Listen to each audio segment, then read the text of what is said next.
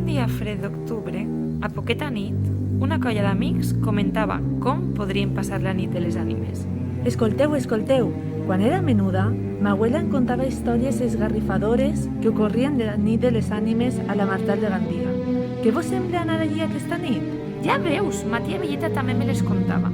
És curiós que la seva transmissió sempre hagi sigut oral. Què tindrien por d'escriure-les?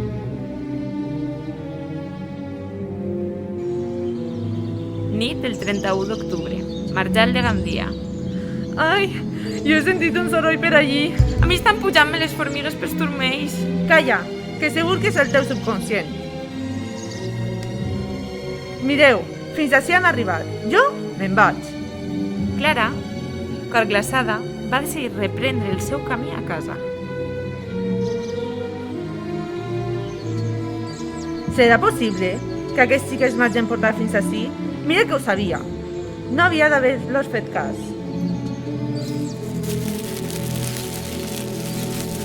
Ah, que mal! Qui és això? Les seues mans estaven cobertes per una pols groga.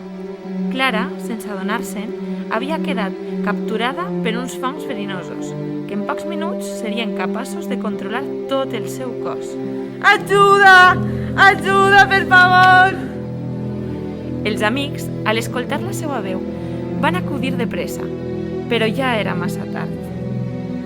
Des d'aleshores, conta la llegenda que cada 31 d'octubre, si t'endinses en la marjal, s'escolten veus que criden auxili.